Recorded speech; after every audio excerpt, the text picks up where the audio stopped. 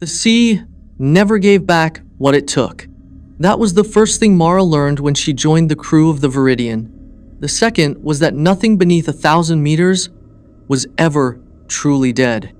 The Viridian wasn't much to look at: weather-beaten metal skin, rust scars along her ribs, an engine that coughed instead of roared, but to those who worked aboard her, she was a lifeline.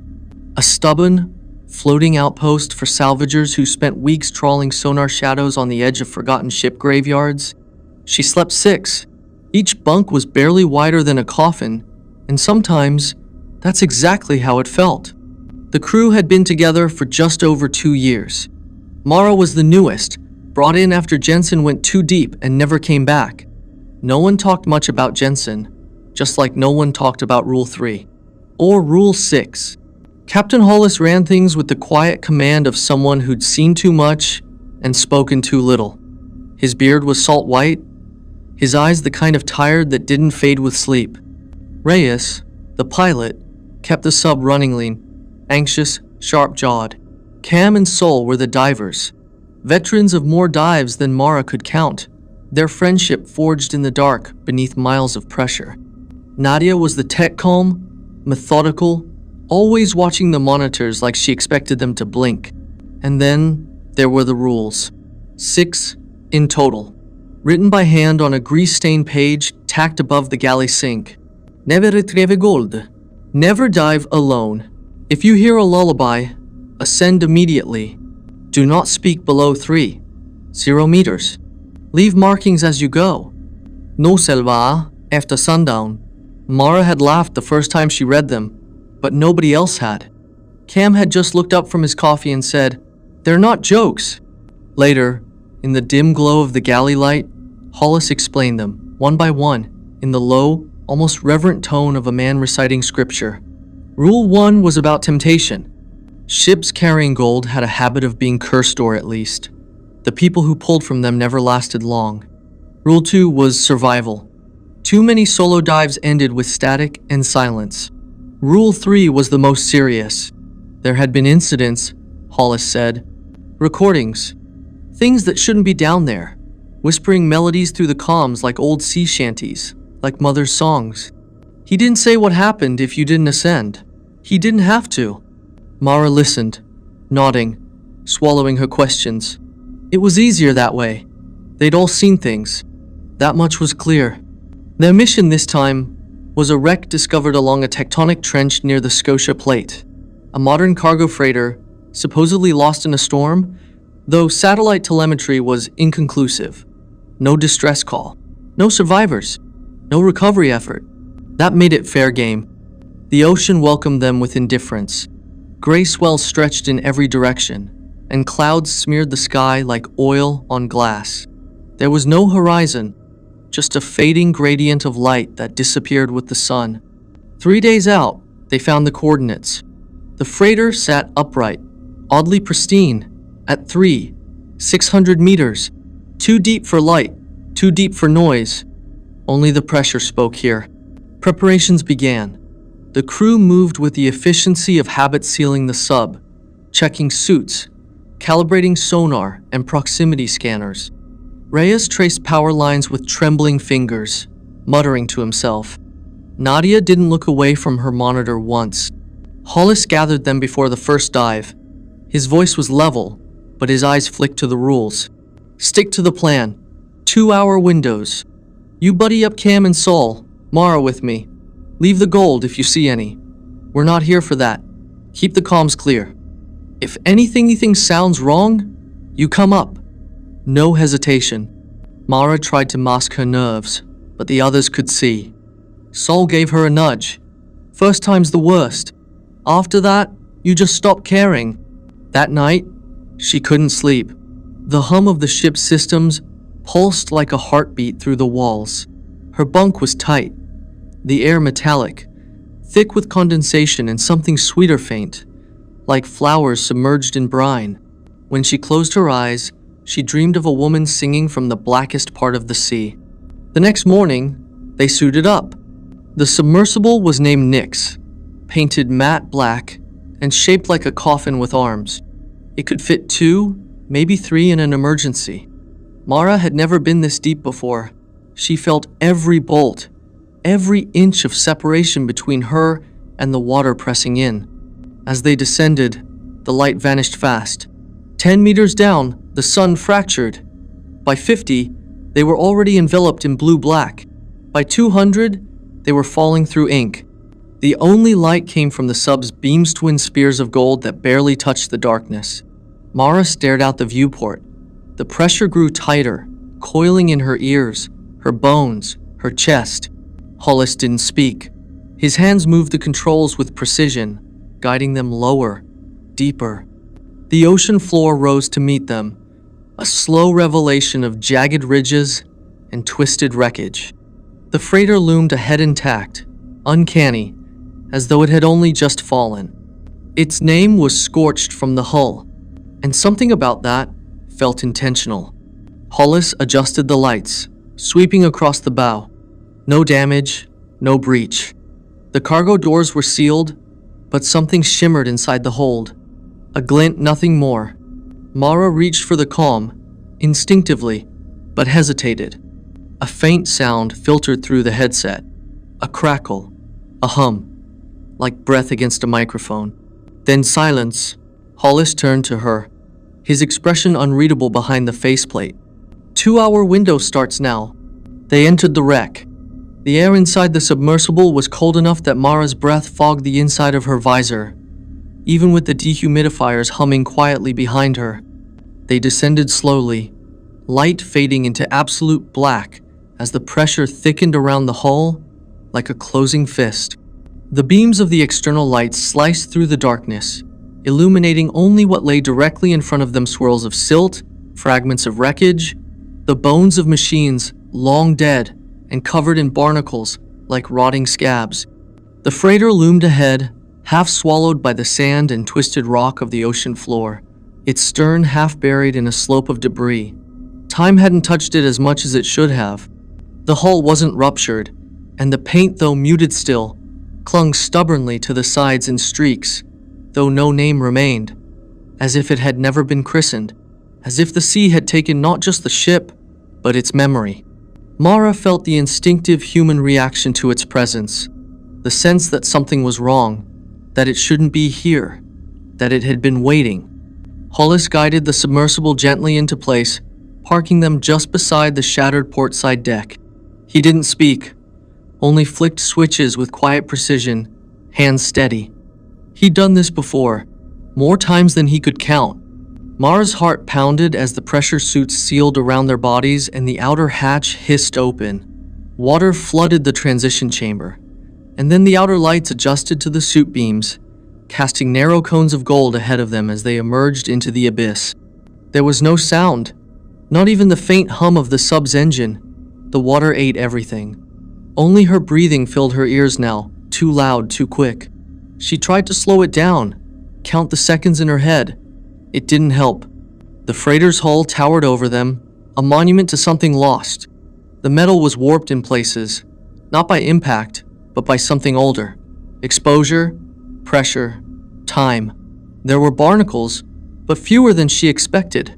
No fish, no movement at all, except their own lights wavering in the black. Hollis moved forward first, cutting a path toward a gash in the cargo hold. Mara followed, her tether line clicking gently as it paid out. Rule 2. Never dive alone. Always stay tethered. Always stay in sight. Inside, the hold was vast, a cathedral of rusted steel and stacked containers. Some had burst open, spilling twisted pallets, clothing, furniture, the kind of cargo you'd expect on a long-haul freighter. And yet, something about the arrangement was off. Too orderly in some places, too chaotic in others. One crate had been opened cleanly, as if with a blade, its contents rows of carved wooden figures still perfectly upright and facing the same direction. Mara stopped, shined her light on the figures. They were stylized human shapes no more than 6 inches tall, featureless except for deep grooves where the mouths should have been, hollowed out, wide, too wide, as if screaming or singing. She felt her stomach tighten. "Captain!" she said, her voice barely audible through the comms. I see them, he replied. Don't touch anything. Mark the location. Keep moving. They passed further in, pushing through broken machinery and swirls of dust that rose with each movement. Her beam caught something floating lazily in the water white, translucent, small. A glove, child-sized. She didn't mention it. They moved deeper, toward the center of the wreck. There, the light shifted. Not the color, not the strength, just the way it touched surfaces. The walls gleamed faintly where rust should have dulled them, and the floor was littered with coins. Mara froze. Gold. A thin layer of it covered the deck in a scattered pattern, almost like it had been poured, then swept. Small discs, dulled with time but unmistakably gold.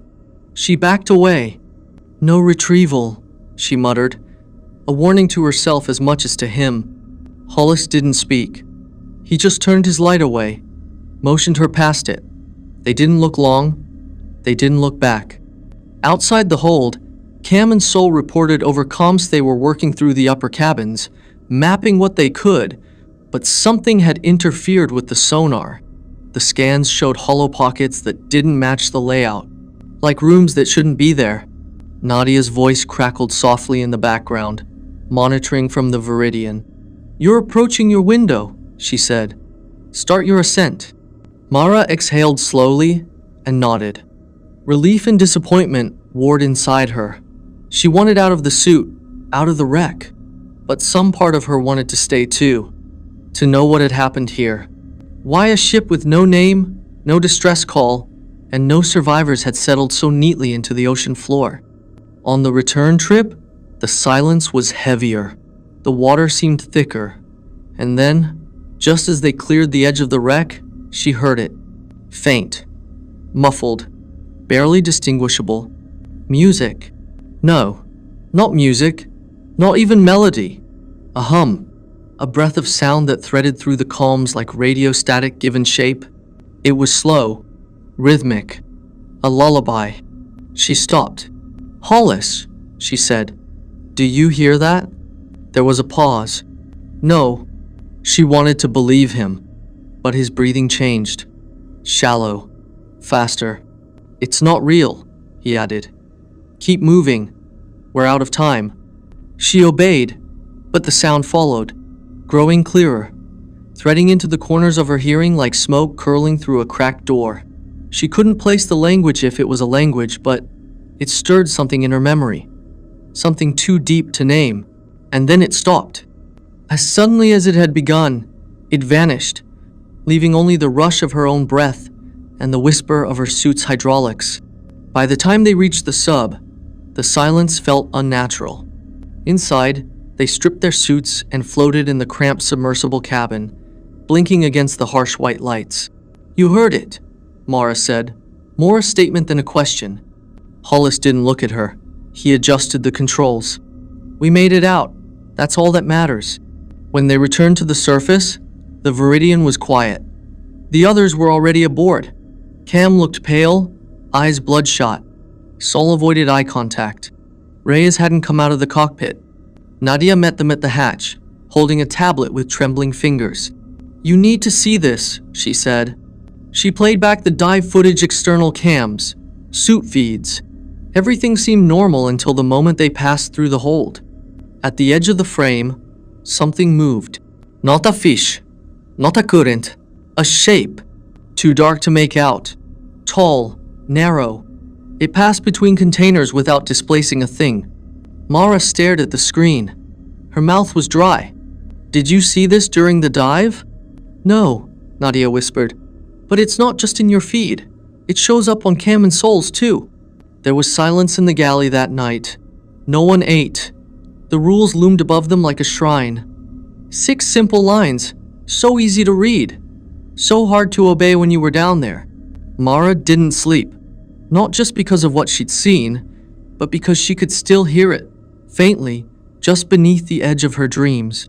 A lullaby with no words, and the sense that something down there had heard her listening. The ocean was quieter the next day. Not in a natural way. There were no creaks of hulls settling, no low hum of distant currents, Not even the occasional static crackle of marine interference on the comms. Just silence. Deep, pressurized, unnatural silence.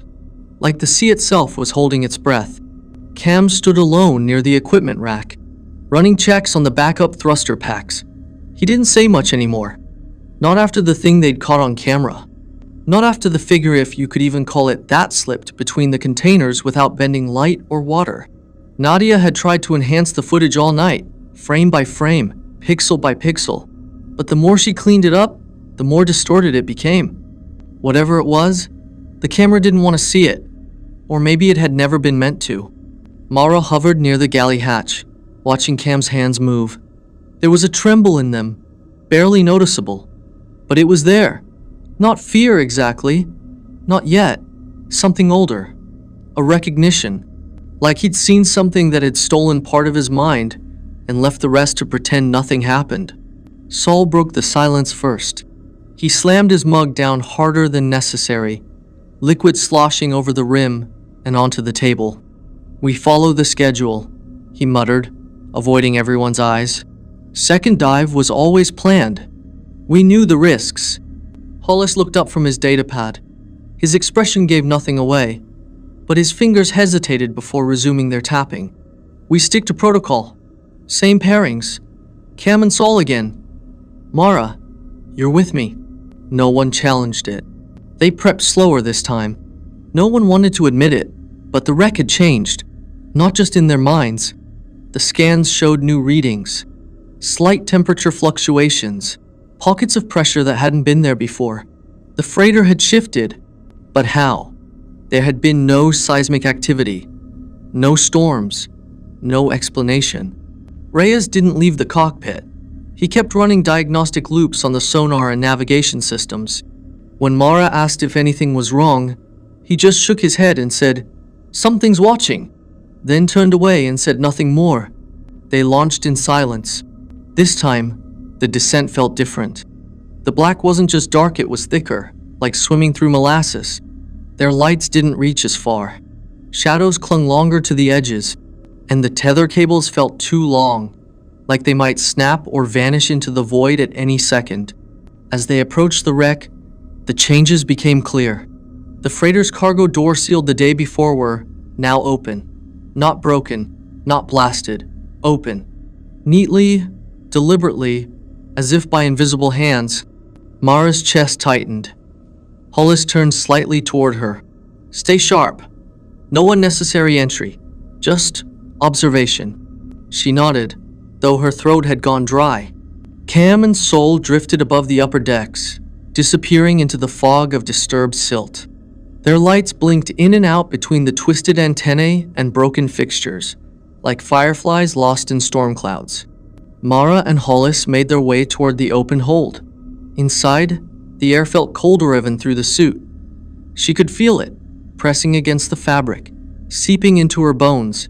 It wasn't just temperature. It was something else, something ancient. They floated just inside the entrance, not fully committing. Mara swept her light across the floor. The gold was gone. Where the coins had been was nothing but streak trails, as though something had crawled or dragged its way across the metal. And deeper within, the carved wooden figures had changed position. They now faced the door. All of them.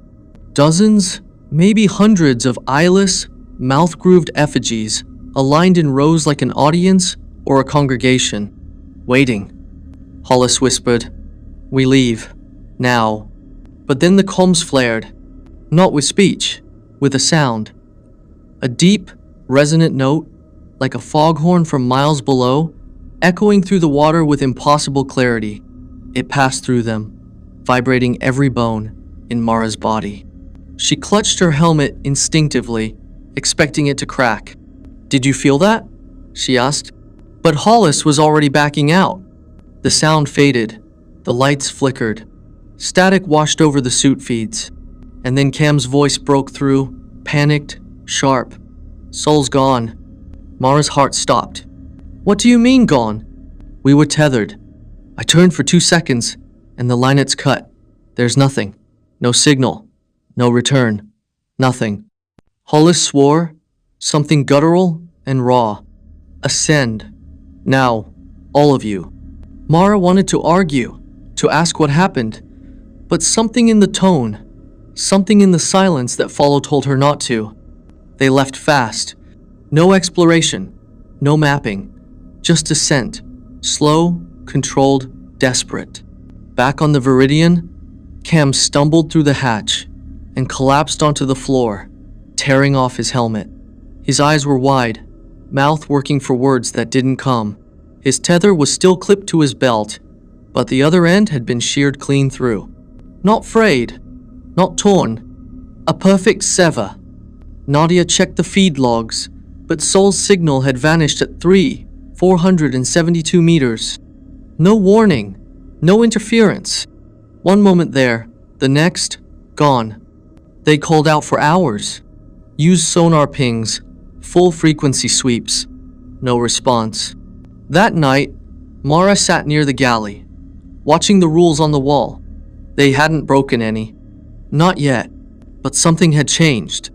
Later, she checked her gear and found something tucked into the seam of her suit. A sliver of wood, rough, blackened, carved. It was one of the figures, but it had eyes now, and the mouth was closed. Night came without a sky. Just the endless groaning of the ship and the black beyond the portholes, thick and cold as ink. The sea was motionless, not calm dead. A silence that pressed against the hull like it wanted to come in. No one spoke of Sol. His bunk remained untouched, the folded blanket undisturbed. Hollis said they'd hold position until morning.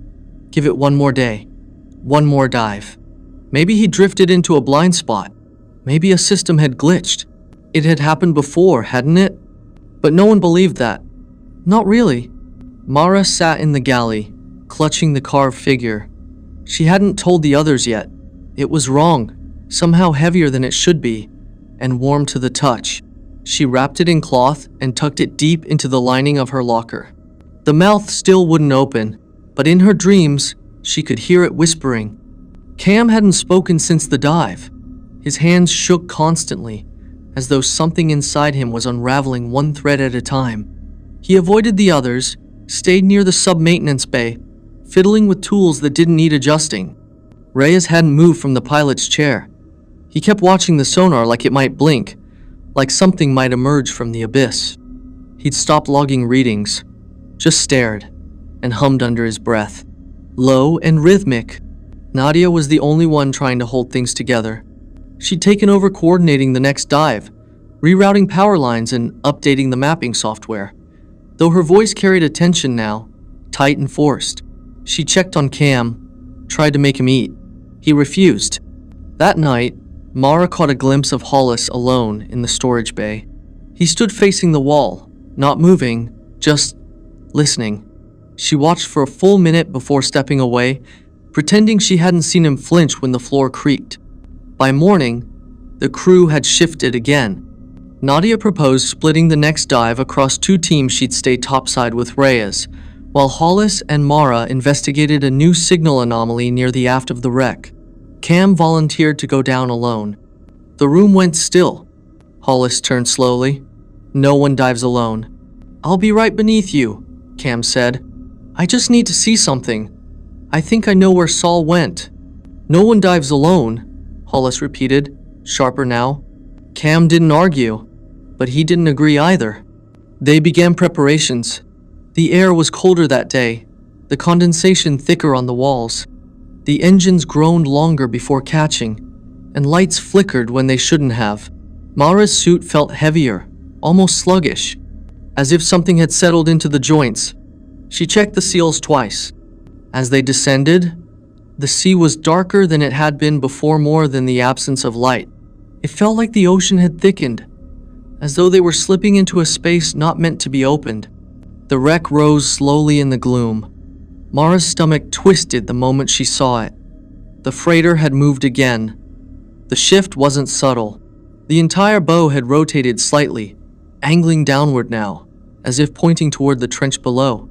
Light skimmed across new fissures in the hull, jagged, unnatural. Something had torn it open from the inside. Cam broke radio silence before they could stop him. I see him, he said. I see Sol. No, you don't, Hollis snapped. Cam's light drifted too far from the main formation. His tether cable stretched long and taut. He's right there. I swear to God. He's looking at me. Cam, return. Now. That's not him. But he kept going. Mara adjusted her lights, scanning the area just ahead of Cam's position. There was movement. Something tall, human-shaped, floating just above the deck. It wasn't Sol. It wore a suit, but it was wrong. The arms were too long, the helmet too dark, and its limbs didn't drift with the water. They hung straight, unmoving, rigid, like they were being held up by strings. Sol? Cam whispered. The shape turned its head, and Mara felt it. Not sight, not sound. Something older. A pull, deep in the marrow of her bones, as if the sea itself was reaching for her. Then the figure opened its mouth. Wide. Too wide. The comms howled. Not static, not a voice. A song. A lullaby. Soft and low and unbearably sweet. Cam! Hollis shouted. Ascend! Ascend now! But Cam was already floating upward. Suit twitching. Limbs jerking. His tether flailed wildly. His head lolled in his helmet. No! Mara surged forward. Stop! Hollis ordered. Don't go near him! Cam's body slowed, spinning slightly as he rose, then stopped. His light blinked once, twice. Then, darkness. He vanished. Just like Sol. They surfaced in silence. Reyes wouldn't speak. Nadia stood at the hatch with hollow eyes. She didn't ask what happened. Later, Mara confronted Hollis. You knew, she said. He looked older than he had the day before. Not tired, decayed. I didn't know. I suspected. Suspected what? That it follows you. From below. That it wants something. That it learns. What does it want? He paused. To be remembered. Or worshipped. Or maybe just feared. I don't think it cares which. That night, Mara found Cam's locker open. Inside was a single object. A coin. Old. Crusted with sea silt. Its surface etched with symbols too worn to read. Not gold, not exactly. But it shimmered when the lights flickered. She left it where it was. But she couldn't stop thinking about the shape. The eyes. The lullaby. And the way Cam's voice, even in panic, had sounded like it believed. The rules had been clear. Never dive alone. Never retrieve gold. And if you hear the lullaby, ascend. Immediately. 2 of them were gone. And Mara wasn't sure they'd broken the rules. She thought maybe the rules had broken first. The Viridian drifted like a ghost over black water. Its engines idled in silence, running only what was necessary. The crew no longer spoke unless they had to. Meals were skipped. Lights stayed dimmed. Even the hum of the filtration system sounded louder now, as if the silence had pulled everything else inward, like a tide. They hadn't tried another dive. Not since Cam. Reyes locked down the sub-access and wouldn't authorize launch. Not that anyone protested. The wreck still sat below them, a dark smear on the sonar, shifting again. Breathing, almost. The deep current readings showed movement, impossible movement changes in position and pressure, as though the ocean floor itself had grown restless. Nadia stayed in the comms room most of the day, looping data, watching for signals. Once, Mara found her playing the same 10 seconds of sonar footage over and over. A faint, noise barely audible like a note held beneath static. You hear it, don't you? Nadia asked. Her voice was raw, dry from hours without speaking. Right there, underneath everything else. Mara leaned closer. She strained. She heard only the sea's usual murmur. But the moment she turned to walk away, she caught it so soft it wasn't sound at all. More like a vibration. A lullaby. It was different this time. No melody, just rhythm. A lullaby's shape without its song. Like something trying to remember how to sing. That night, Reyes locked himself in the cockpit and refused to come out. Hollis let him be. said everyone processes things differently. But later, when the ship jolted with a current, and Mara passed the cockpit on her way back from the head, she heard Rhea speaking to someone. Not on the radio, just speaking. Low, patient words, like trying to soothe a child in the dark, like he was being spoken to. In her bunk, Mara didn't sleep. Every time her eyes closed, she saw Cam's face behind his helmet, the way his mouth had moved, silently. She tried to remember if he had screamed, but she couldn't. Only the lullaby remained. The figure in her locker, she hadn't touched it again. But when she unwrapped it to check, the eyes were gone. Only the mouth remained, open now, wider. In the morning, Hollis called a meeting in the galley. No formal words, just quiet sentences over cold coffee. They had one more day in the salvage window. After that, the currents would shift, and the risk of decompression failure would grow. Whatever's down there, he said, it doesn't want us to leave. Nadia shook her head. Then why let us surface at all? Because it knows, he answered. Knows we'll come back. They were silent. Mara stared at the wall. The 6 rules were still posted, printed cleanly on white laminate. The ink hadn't faded, but the words no longer felt like warnings. They felt like invitations, like they had been written for someone who had already broken them. Hollis continued. We finish this. One last dive. Document everything. Then we leave.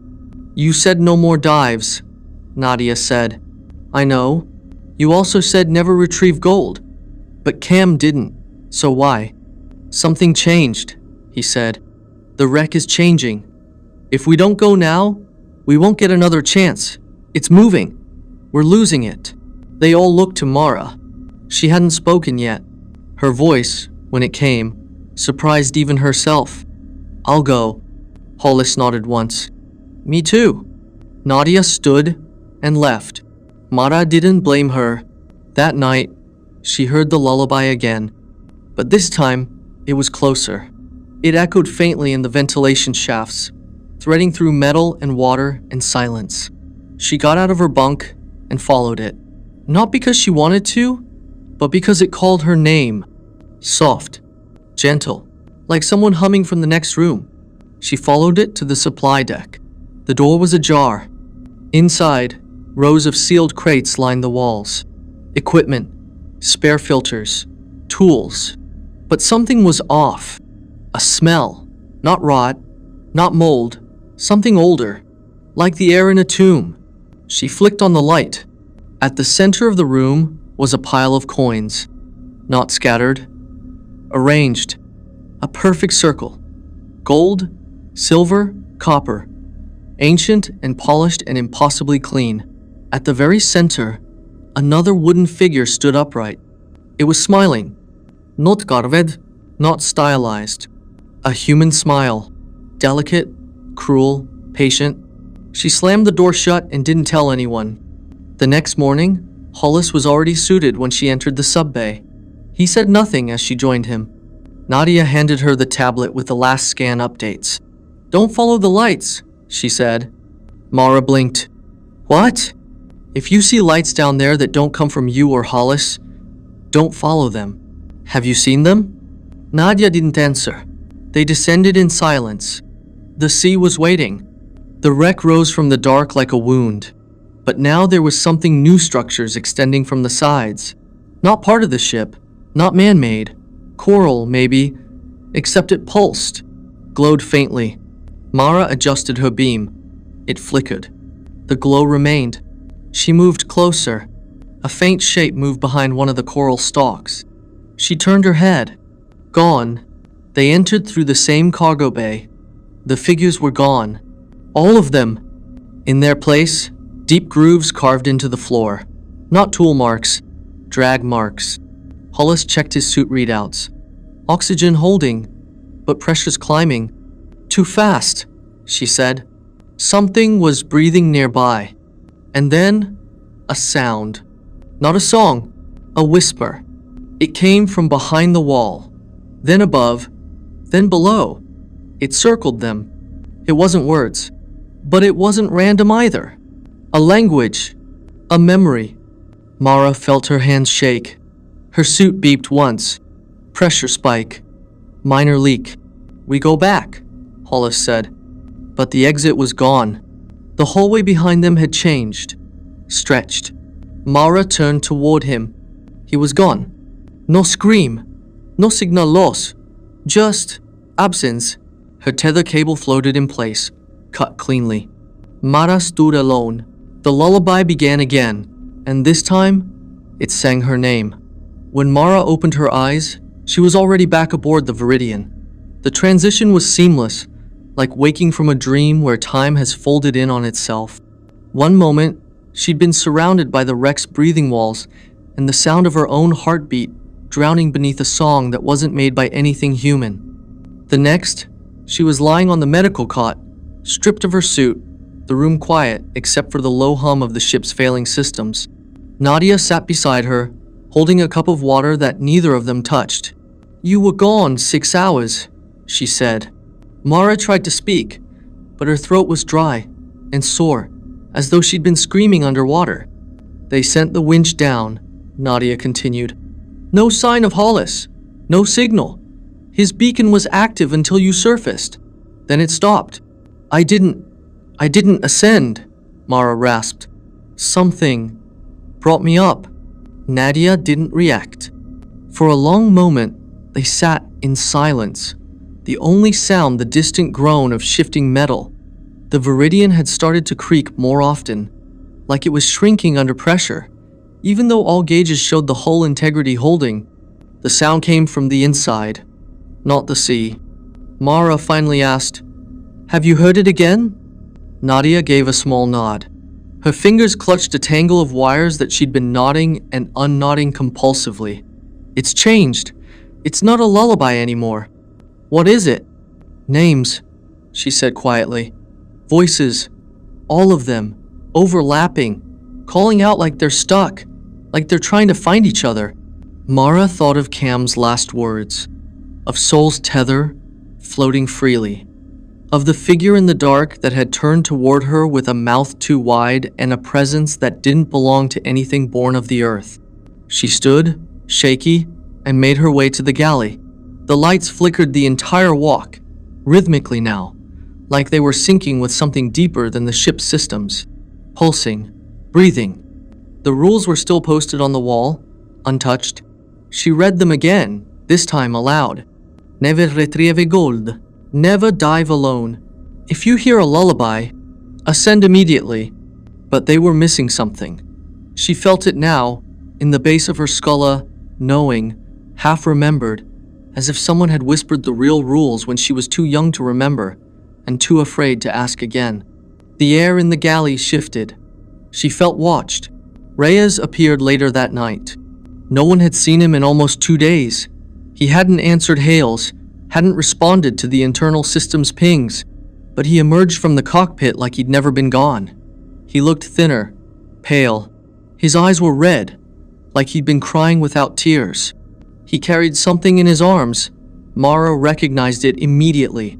A figure. Not wooden this time. Metal. Formed from bits of pipe and cable. Delicate and intricate, like a shrine. Its mouth was closed. Its eyes were hollow. "I had to make it," Reyes said.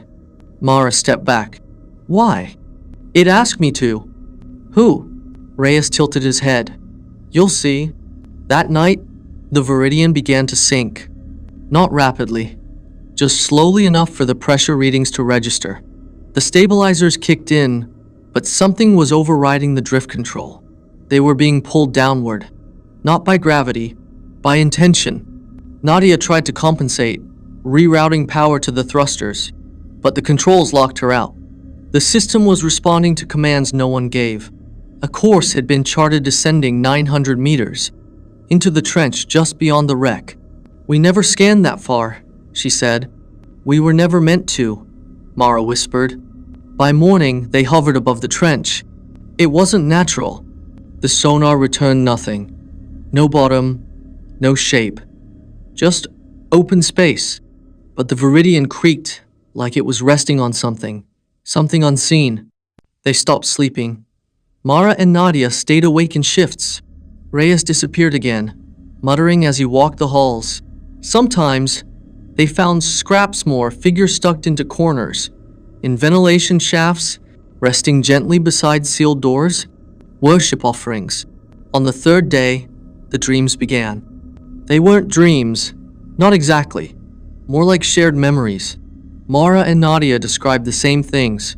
Voices humming in their ears, pressure on their chests, faces behind glass. The sea calling, not with words, with hunger. And Hollis, they both saw him, not as he was, as he is now, changed, not dead, not alive. Something between. He hovered at the bottom of the trench, arms outstretched, his suit cracked and leaking light. Not from a beacon, from within.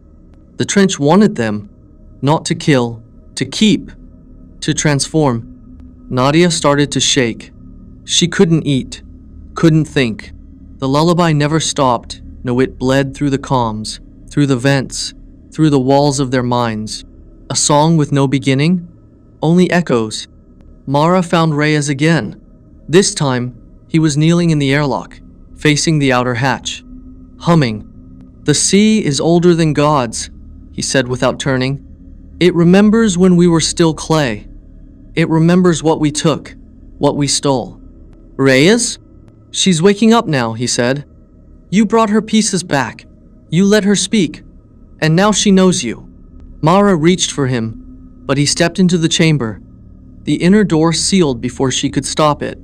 And then the outer hatch opened.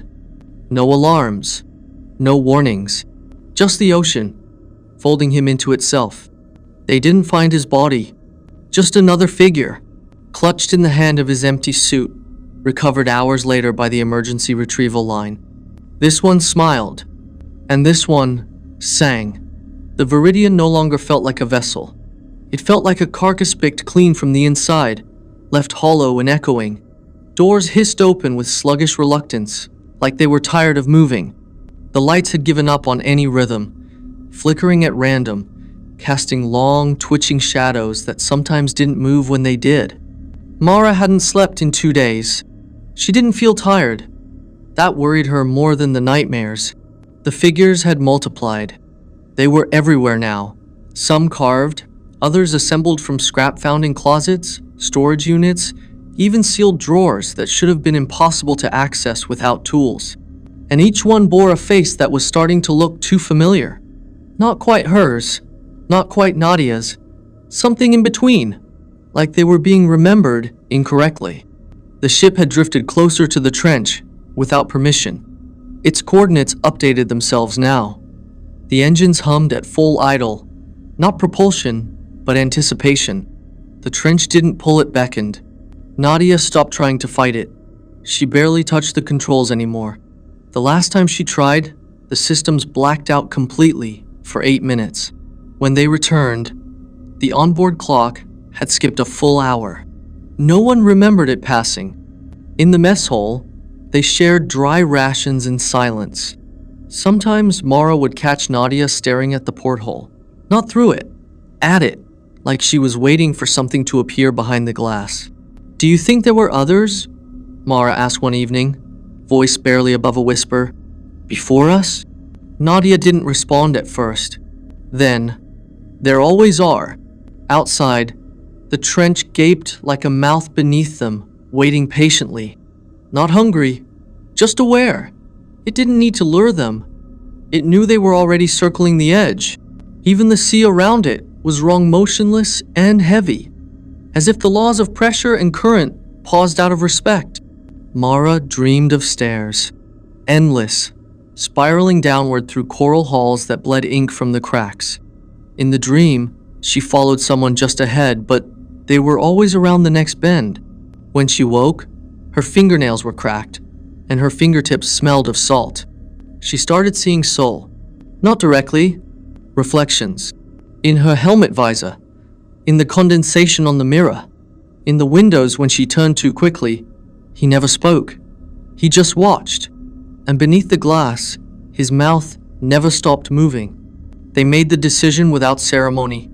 The dive would happen the next morning, a full descent into the trench. Not for salvage, not for data, for answers. Or, perhaps, for permission to surrender. They suited up in silence. Every buckle clicked into place like the closing of a coffin. Nadia's hands trembled slightly as she checked the pressure seals. Mara said nothing. She understood. The subsystems refused to calibrate until Mara placed one of the carved figures on the dashboard. As soon as she did, the lights aligned. Depth control unlocked. The ocean welcomed them. They passed the wreck on the way down. What remained of it? The ship was gone in shape but not in presence. The coral had consumed it entirely, reshaping it into something cathedral-like, arches of bone-white mineral and metallic ribs stretching upward, like the remains of a great beast laid to rest. Lights glowed faintly from within, but not the kind produced by machinery. Living light, pulsing, watching. Nadia stared as they passed it. "It's grown," she said. Mara nodded. "It remembers." They descended into the trench. The moment they crossed the edge, the world above vanished. No gradient, no fading blue, just an immediate curtain of black, the kind that wasn't darkness but absence. The sub's floodlights reached only a few feet before dissolving into void. No debris, no fish, no silt, just weight.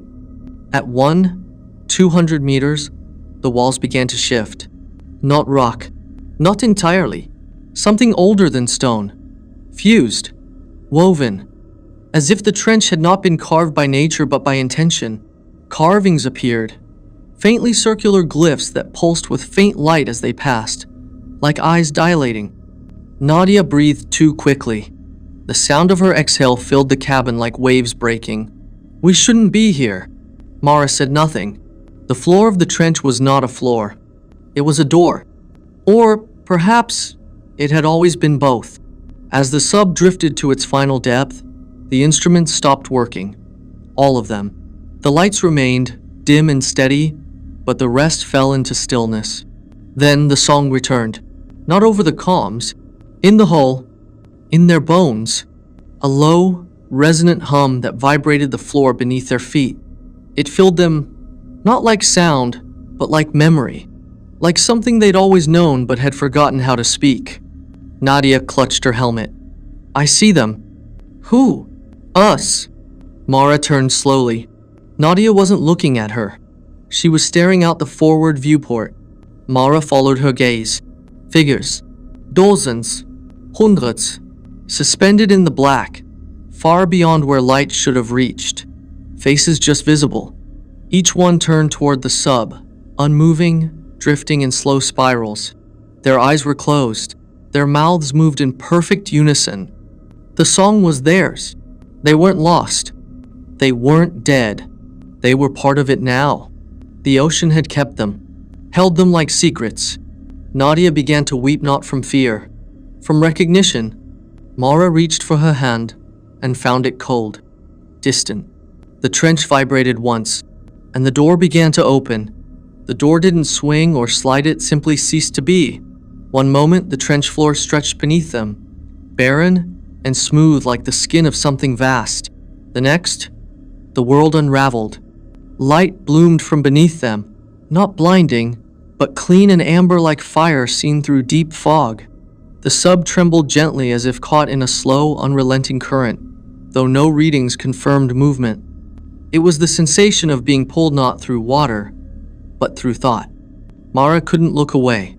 The space that opened below them was not a chamber in the traditional sense. It had no walls, no clear structure.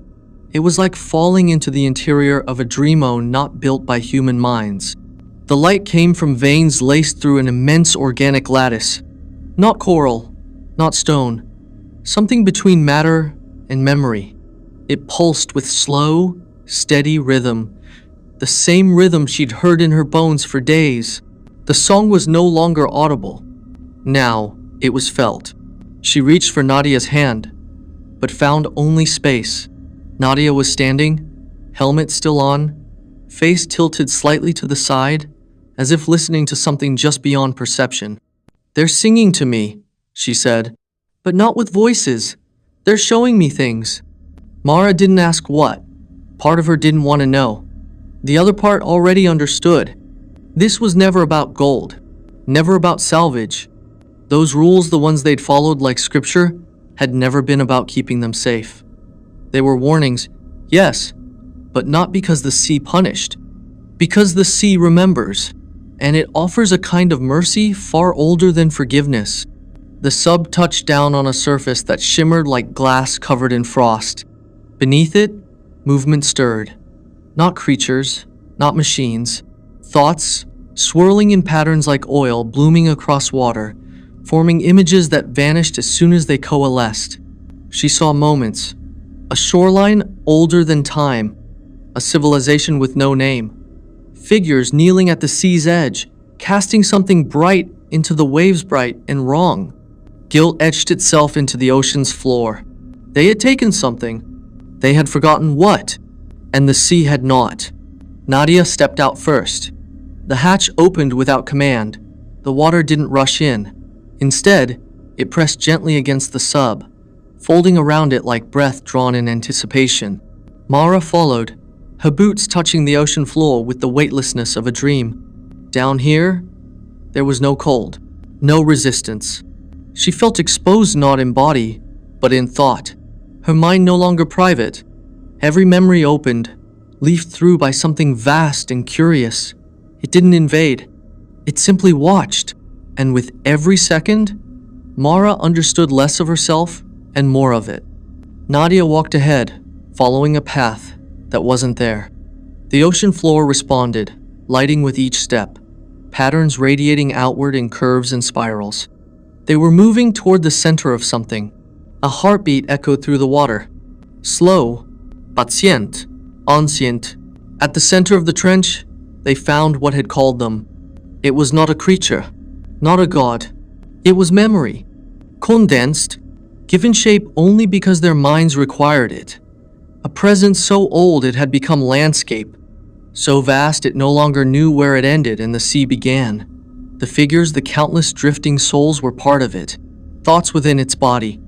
Echoes, not of the drowned, but of those who had chosen not to return. The lullaby had never been a warning. It was an invitation, a call to be remembered. Mara stepped closer. Her visor began to fog, not with moisture, but with symbols glyphs scrolling across the glass from the inside. She no longer recognized the language, but she understood the feeling. Release. Surrender. Become. Nadia removed her helmet. Mara tried to speak, to shout, but the sea did not allow panic. It dulled her fear like hands wrapping around a child's eyes during a storm. Nadia breathed. Not air. Memory. She smiled. It wasn't joy. Not entirely. It was peace. The kind that comes only when the weight of identity is lifted like an anchor cut loose. And then she was gone. Not vanished. Dissolved. Folded into the presence the way rain disappears into the sea. Mara stood alone. The presence turned its gaze fully upon her now. It didn't pressure. It didn't pull. It simply waited. This was always her choice. And she did not move. Not yet. She looked up, tried to remember the surface, the sound of boots on metal, laughter in the galley, Cam's hands moving through water as he gestured, Rhea's muttering nonsense with purpose, Hollis nodding to himself like a man too stubborn to break. Had they all been chosen? Had they all heard the same song? Or had they simply remembered something she was only now beginning to see? She sat down. The sea held her gently, and the lullaby resumed. The descent was slower this time, deliberate, weighted with a knowledge Mara no longer fully possessed but instinctively obeyed. The sub's hull creaked softly as it sank beneath the thinning light of the upper ocean, slipping into a darkness so profound, it felt less like absence and more like presence, something vast and watchful, waiting. Outside the viewport, shadows shifted with purpose. The wreckage of ships long claimed by the abyss lay scattered like broken dreams, bent masts, reaching like fingers toward the surface. Hulls cracked open like ancient wounds, bleeding silence. Fish moved in schools. their iridescent bodies blinking briefly before vanishing into the void. The water here held a coldness that was not just temperature, but a palpable weight pressing in on every sense. Inside, the crew was quiet. Eyes flicked between displays and each other, but the usual chatter was gone, replaced by a heavy, unspoken tension. Mara felt it coil inside her chest, a slow tightening of nerves, as if the sea itself were tightening its grip. Reyes checked his gauges again, voice steady but low. Pressure's stable. No unexpected currents. Good, Hollis replied, fingers drumming against the console. His eyes, sharp and restless, betrayed a flicker of doubt beneath his stoic exterior. Mara turned to Nadia, who sat with helmet off, staring through the glass as if trying to see past the dark to something deeper. Her expression was distant, haunted by something only she understood. Remember the rules, Mara whispered, more to herself than anyone else. No gold, no diving alone, and if you hear the lullaby, ascend immediately. Nadia's lips twitched in a faint, sad smile. Rules made for the living. The sub eased closer to the wreck's heart, where the sea seemed to hold its breath. The crew's lights cut through the darkness, revealing glimpses of a world forgotten. Barnacle, encrusted rails, corroded plaques inscribed with names lost to time, twisted metal sculptures forged by rust and pressure. The water around them felt thick, as if charged with a silent current of memory. Suddenly, the lullaby began not as a sound, but a presence. It slithered into their minds, soft and inexorable, weaving through thoughts like silk threads. Each heard it differently. A child's song carried on the wind, a distant hum from a forgotten instrument, the haunting melody of a voice lost beneath the waves. Panic didn't rise, only an eerie calm, a numbing awareness that crept in like cold water seeping through a suit's seals. Ascend, Mara said, voice firm though her fingers trembled on the controls. But Nadia didn't move. Her gaze was fixed on something beyond the viewport, beyond the wreck, beyond the abyss. Her hand reached out, touching the glass as if trying to grasp a phantom. Then the sub jolted. The lights flickered. For a moment, everything was swallowed by darkness. When the glow returned, the wreck was gone. In its place was a vast, shifting landscape of bone and shadow, writhing and pulsing beneath the surface, alive with silent screams that rippled through the water like echoes trapped in ice. The rule sentient and unforgiving had been broken. The sea had answered. Mara's breath caught. Around her, the crew's faces paled, eyes wide as the unknown pressed in from every side. The lullaby swelled, no longer a warning but a summons. And in that moment, Mara understood. The abyss was not just a place, but a reckoning. Their final dive had begun. The cold pressed in from all sides, heavier than the steel hull of their vessel. The air inside was thin, charged with tension and the quiet hum of failing machinery. Mara's fingers moved over the controls with a desperation born of knowledge and dread. Every twist, every tap was a plea for survival, in a place that seemed to fold reality upon itself. Outside, the abyss stretched endlessly, dark and incomprehensible, a void not meant for human eyes. The lullaby had never been a mere song. It was a presence, a ripple in the fabric of the deep sea, an echo from a time before memory. Now it swelled around them, a haunting melody that wasn't carried by water but by something far older and ancient will, binding and unforgiving. Nadia's eyes reflected the faint glow of the instrument panels, but her mind was elsewhere, lost to the pull of that impossible song. She whispered something, words swallowed by the static crackling in their calms. It calls, it wants us. Reyes gripped the side of the console, knuckles white, his breath shallow but steady. We didn't come here for ghosts, he said, but even he wasn't sure if he believed it.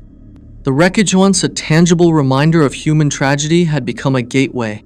The bones of sunken ships, the remnants of lives forgotten, seemed to writhe with a pulse like a dark heart beneath the waves.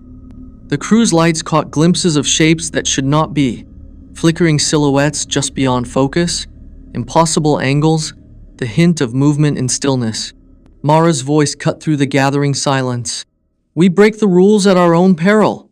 No gold, no diving alone, and if the lullaby, Cal's ascend immediately. The words felt like a prayer now, their sacredness undeniable. But the abyss did not heed prayers. As the sub crept upwards, the water around them thickened. The boundary between sea and nightmare blurred. Shadows pressed against the hull, their forms vague and shifting, whispers brushing the hull in voices both distant and intimate, calling names long forgotten. The lullaby, no longer distant, filled the cabin, a chorus of sorrow and warning. A sudden shudder rocked the vessel, a silent scream tearing through the metal. Mara's breath hitched. Hold together. We're almost there. The ascent was a battle. Each meter gained was contested by unseen forces. The crew's faces were drawn tight with exhaustion and fear, but within those eyes burned the flicker of hope, the fragile ember of will. Then, as if the ocean itself exhaled, the dark gave way to the faint light of the surface. The lullaby faded, replaced by the familiar creak of waves and the distant cry of gulls. Mara exhaled slowly, the tension unraveling in her chest like a held breath released. They had escaped the depths, but the silence that followed was heavier still. Back on deck, the world seemed almost alien sunlight, harsh and unyielding after the oppressive black below. The crew moved with a fragile reverence, their bonds forged anew in shared terror and resilience. No one spoke of gold, of treasures lost or found. The rules remained etched in their minds, a testament to the price paid by those who dared to plumb the ocean's darkest secrets. The sea, vast and unknowable, held its mysteries still, but Mara knew this beneath its surface lay a reckoning, a depth not measured in fathoms, but in fear and the fragile line between reality and the forgotten. They had survived, but the ocean's lullaby lingered in their blood, a haunting melody they would carry forever, whispering that some depths were never meant to be plumbed.